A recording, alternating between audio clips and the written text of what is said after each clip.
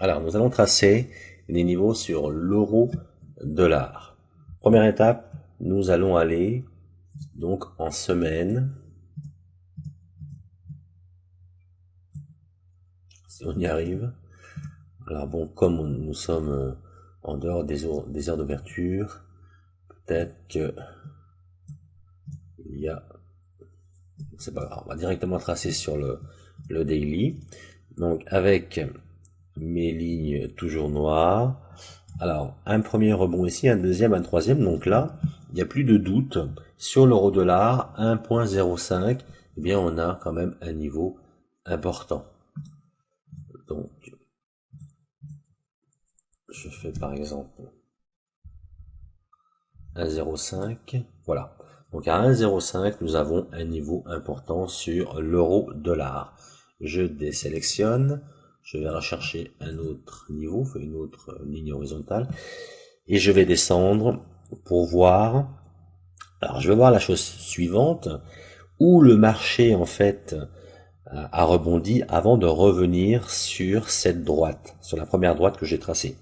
Où le marché a été progressé et où la première fois où il a rebondi, en fait, pour repartir à la baisse et revenir ici, vu qu'il a touché, en fait, une première fois ici, une deuxième fois. Donc, c'est pas très très dur, en fait. La première fois qu'il a rebondi, c'était ici, avant de revenir là.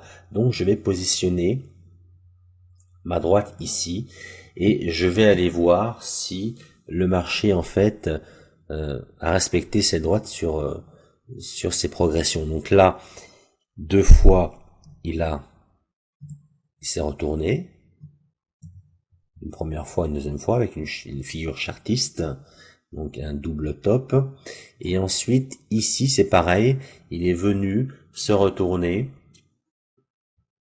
en partant du bas. Il est venu se retourner sans retourner à la baisse. Donc là, on a un autre niveau apparemment, parce qu'il vient souvent, en fait, donc on a un niveau intermédiaire quelque part. Moi, je le positionnerai ici. Si on a un doute, par exemple ici, on a dépassé, mais toutes les fois qu'on est venu jusqu'à 1,08 et que les prix en fait ont rebondi, première fois, une fois, deux fois, trois fois avec la mèche ici, quatre fois, cinq fois, on a dépassé, on a fait le pullback, donc ça fait cinq fois, et six fois ici. Donc, celle-ci, on va la laisser un petit peu toute seule. Pour l'instant, dans tous les cas, on a un niveau ici qui est assez intéressant. Si on cherche un prix entier, on est à 1,08, 1,0800 par exemple. Donc on va laisser ce niveau-là. Alors regardons de manière générale. Donc ici, à chaque fois, est-ce qu'on aurait gagné? Donc là, prise de position à la baisse, un niveau gagné, deux niveaux gagnés. Reprise de position parce qu'on dépasse pas en fait. En fait, il n'y a pas trop de doute permis. Il faut pas qu'il y ait de doute permis. C'est que je notais. Ici. Voilà, on va y arriver. Donc là, on était à la baisse. On va voir comment avec l'analyse contextuelle. Donc nous étions à la baisse et ensuite avec donc une fois que nous étions rentrés dans cette zone, eh bien on était cherché, on l'a comblé une première fois et ensuite on a eu un passage véritablement en force et on a comblé aussi celle-ci. Donc une fois, deux fois gagné. Voilà. Et ensuite, une fois qu'on est reparti, alors pourquoi j'ai zoomé? Une fois qu'on est reparti dans cette zone avec ce grand chandelier, on est revenu combler celle-ci. Donc un grand chandelier a comblé la première zone, et ensuite plusieurs chandeliers ont comblé la deuxième.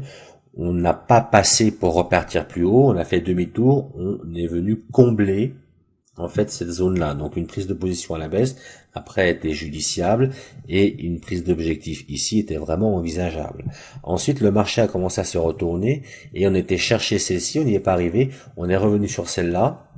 On a fait quand même un trading range, mais en fait les marchés en fait ont continué, ont confirmé en fait, ont validé en fait le comblement dans cette zone au bout d'un moment, pas de suite, mais au bout d'un moment. Et des fois aussi ça se passe aussi comme ça.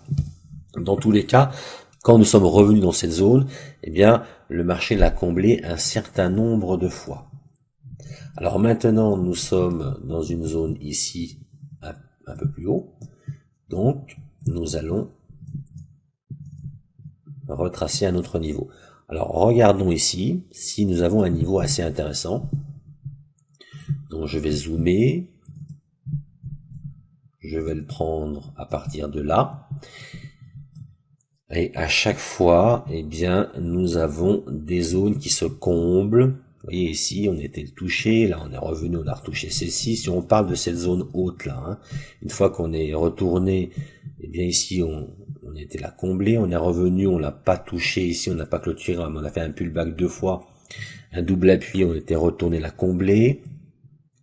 D'accord, une fois là on l'a pas comblé, mais on a gagné. On est revenu ici, là ensuite on l'a comblé, vous voyez. Donc on a quand même un certain nombre de positions gagnantes. On peut peut-être avoir un niveau intermédiaire entre les deux. Là on a une ligne de coup, à peu près, hein, avec un double top. Et là on a, voilà, donc peut-être aussi un niveau ici, qui peut être quelquefois un milieu de chandelle. Voilà, on a un grand milieu de chandelle ici. Donc les grandes chandelles, les milieux sont souvent des niveaux importants. Et ça, c'est un signe comme quoi vous avez bien tracé votre niveau. Donc voilà. Donc, et entre chaque ligne horizontale, eh bien, en daily, on a 223 pips. Donc c'est très très bien. Mais il faut avoir au moins minimum 80 ou 100 pips. 80 ou 100 pips, 178, etc. Donc ce qui est bien, c'est aussi ne pas trop espacer les zones. Il faut avoir entre 80 et 200 pips, mais pas plus. Donc là, on a vraiment des niveaux qui fonctionnent, qui marchent bien, etc. Donc pour l'instant, pour l'euro-dollar, eh bien, donc là, la prochaine étape sur l'euro-dollar, c'est 1,12, pardon, 184. Donc là, on est à peu près sûr, dans notre stratégie, nous sommes sûrs que l'euro-dollar va venir, en fait, au moins toucher cette ligne-là. Ensuite, une fois qu'il va toucher cette ligne-là, là on rentre un petit peu dans la stratégie, eh bien, on parle pas pour l'instant d'indicateur, mais on parle des niveaux. Une fois qu'il va toucher cette ligne-là, on va attendre, eh bien, de voir comment les prix réagissent autour de ce niveau, et on va attendre la clôture ou les clôtures. Et ensuite, si on a un autre départ à la hausse, eh bien là, on va aller chercher, donc, si on a un autre départ, on va aller chercher à combler cette zone-là, et notre objectif sera 1,14,393. Par contre, si on vient s'arrêter sur le niveau, qu'on reste un petit peu autour et on commence à clôturer à la baisse, comme ici par exemple, ça n'a pas fonctionné, on n'a pas été jusqu'au prochain niveau, mais on fera en fait en sorte que les marchés retournent à la baisse. Mais pour l'instant, ça c'est vraiment le côté technique pur. D'accord? Il y a aussi une analyse derrière, une analyse contextuelle, vous allez voir. Et il y a aussi cet indicateur-là qui va nous donner, qui va nous faire, qui va affiner, en fait, vos décisions et les décisions que vous allez prendre. Vous allez voir au début, bon, on savait pas trop, puis après, avec cette gymnastique, vous allez prendre l'habitude et vous allez voir, ça va devenir facile. D'un seul clin d'œil, vous allez pouvoir savoir si vous allez pouvoir prendre position ou pas, s'il y a des risques ou pas, si pour investir et gagner des gains. Dans tous les cas, la première stratégie, c'est les niveaux. Bien les tracer sur le graphique, c'est vraiment important. Souvent, sur des retournements vers les niveaux, eh bien, nous avons des mèches, nous avons en fait des hésitations. Donc, nous avons souvent, eh bien, des chandeliers avec des mèches au-dessus et en dessous des corps. D'accord? Comme ici. Vous voyez? On a des étoiles comme là. D'accord? On a des étoiles. Ici, on en a un peu, mais on a aussi des doji. Donc les doji, c'est vraiment aussi à prendre en considération. On a des toupies aussi qui se collent vraiment au niveau comme ça, et après on a des départs, et ensuite, eh bien, soit ça continue ou pas, mais dans tous les cas, il y a une stratégie de trading qui est pas très difficile à comprendre, et puis ensuite à appliquer, et vous allez voir que vous allez réussir. Donc le premier but, c'est de bien tracer les niveaux et de faire en sorte que les prix zigzaguent entre ces niveaux et que ça réussisse, et bien presque à chaque fois.